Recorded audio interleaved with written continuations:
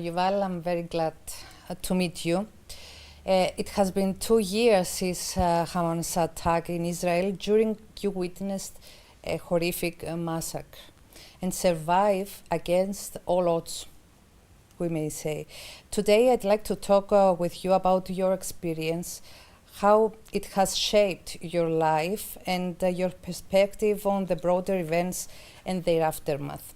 So how do you remember that day? So first of all, thank you for hosting me. I think this day is like super important for all the people in Israel and specifically also the people in Cyprus and in the world. It's been 2 years and I think most of the time it's like, I don't know, a nightmare. You think about this day and then you realize and remember the moments you were trying to, get out of this insane situation. You were at the Supernova Festival. Yeah. I was there in the Nova Festival, and when we tried to, after all the red alerts and the sirens, me and another 2 friends, Tamir and Ron, we decided to leave the party and to get home, but we couldn't make it because of terrorists were on the road, on the main road, on 232 road back home, and they were waiting in some junction on the road, shooting from range to our car, and Ron was killed at Your friend this point. was Yeah. killed, yes. You saw the scene of the killing. The whole scene with my friend Tamir, and we were trying to do as much as we can in order to survive at the same crazy situation. And the time has passed and you try every day to heal. At any point, you're trying to talk about it as much as you can. You're trying to tell the story, to let people know what was going on at that day in Israel. And anytime you're just talking about that is like getting more crazy. Because as we all know, there are still hostages in captivity in Gaza, which we all, I think, want them to come back home. So we are trying after 2 years to do the best as we can in order to reunite it in Israel and to all, trying to support the families and try to do anything we can in order to heal, but in order to not forget anybody there and to get anyone back home. Is there a particular moment that remains most vividly engraved in your memory? Wow.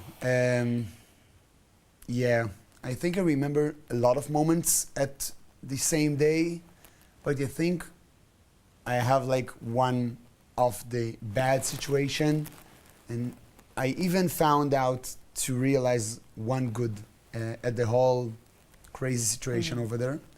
So the first one was when I ran away from the car after the shooting. I was lying on the ground near some small yellow bush like 40 meters from the road, and I was watching like for more than 40 minutes at the whole massacre in front of my eyes. More than 15 people were killed at the same junction, at the Miftachim junction, which is like at the south of Gaza's envelope. And that was a bad situation to look at. It was brutal murder. And I think I would never forget that moment.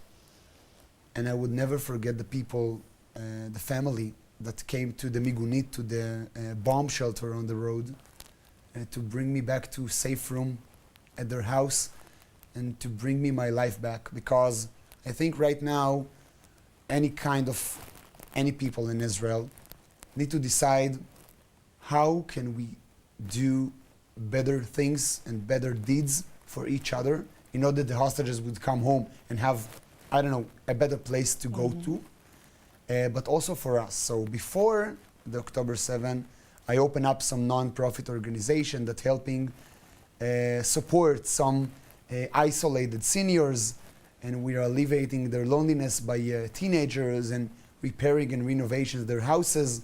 And I did it before.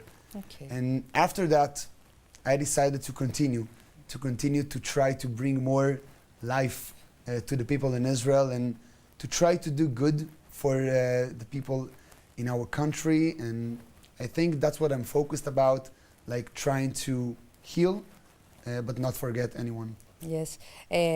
How did you experience the first days and weeks after the event?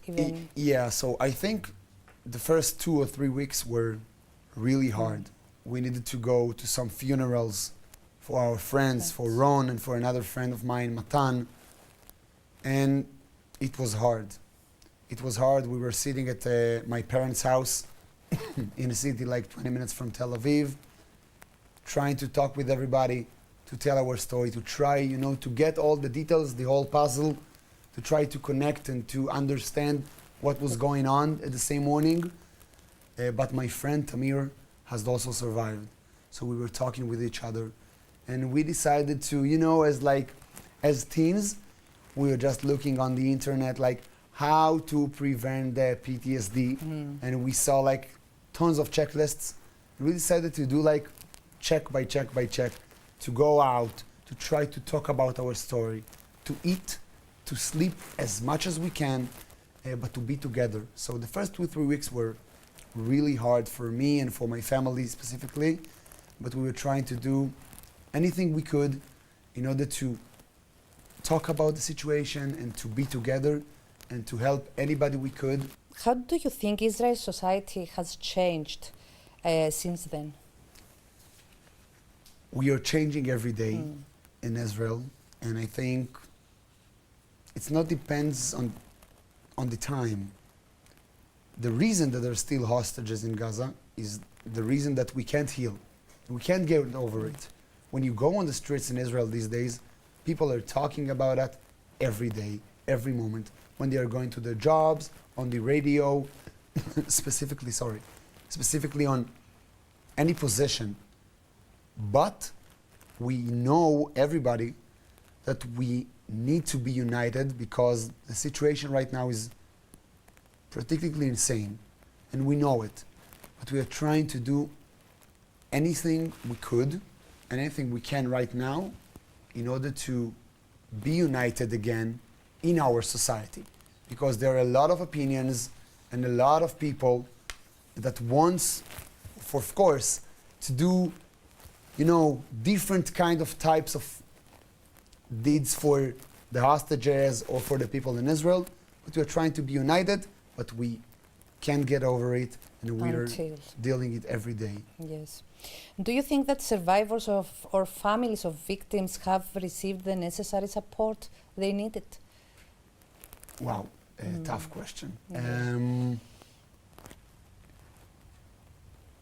I don't know, and I don't want to speak for them. I think we can all, the whole humanity, but specifically in Israel, the whole community and the whole nation, we need to do more. Always we need to do more. We need to support them more, and we need to to talk about it more. And we need to hug them, and we need to be with them. And I think from my perspective that I could have more, and I could have more help, and I need more help as anybody else. But we are trying to understand the situation, the tough situation in Israel, and we are trying to get any help we can from each group or from each place that wants to give that help. So I don't want to speak for the whole survivals, but for me, of course, we need help. But we are trying to do the best as we can in order to, not get over it, but to try to talk about it as much as we can. So 2 years on, Yuval, Israel has come under heavy criticism internationally these days, especially with some accusing it of genocide and the use of starvation as a weapon of war in Gaza. What is your perspective on these allegations? I think international, right now, the whole countries all over the world are reading different newspapers as me, and I think as you also. And I think I participate in some movie called We Will Dance Again. And this movie is talking about the stories of the people. There are more than 12 stories on the screen. When you get to know the people in there, you get to know me and another 11 people. At this movie, you would get to know the stories by emotional. You would get connected to the people in there and to understand what was going on the same morning.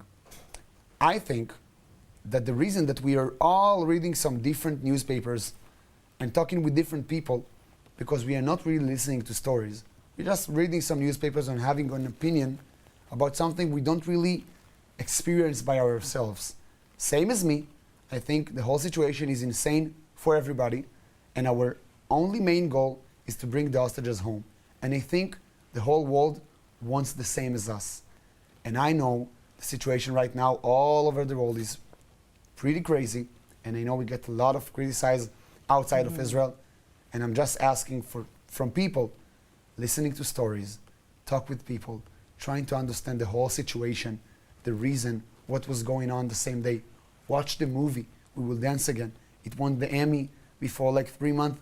This is the reason to watch it and to understand the whole situation from both sides, not to criticize by your own newspaper.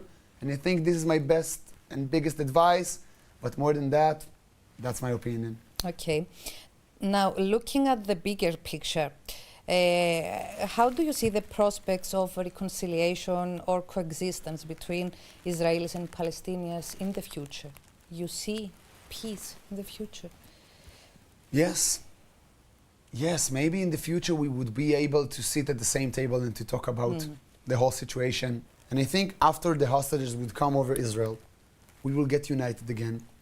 Then we would sit and we would understand what is the next step for the whole Middle East, and specifically, of course, Israel, and the whole situation between Israelis and Palestinians. Maybe in the future, we would be able to make it. Maybe the future is soon, and maybe it's not. But right now, we can't talk about this bigger picture without, healing and getting over this war and this situation right now, because it's all a war zone right now. And you can't take any decision from your stomach. You need to take it from your brain and from your heart. But after a time, you need to sit down, to relax and to understand and to get your decision like from, healthy place. And concluding, I want a message that maybe you want to convey to the international community, and about your story or about the situation today. What's your message to the world? My message is, hate you can win only with love. And I'm requesting from people, watch the movie, thinking about us at the same day.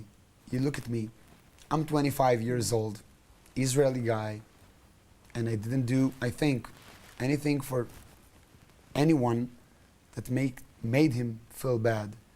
And these days, and the horrific scenes I've seen with my own eyes were pretty crazy. I'm just asking people, look at me, look at the movie, and trying to get new angle for this situation, and try to talk with people and to understand not anything is what you read in your newspaper, in your local one. Try to open up your mind and to understand that it's all complicated situation. Trying to understand what was happening the same day. And I'm asking for people, because we are getting to the 2 years, try to understand the love between us. And I hope the whole hostages would come home soon as we can, as soon as possible, because we all want to heal together and to unite together.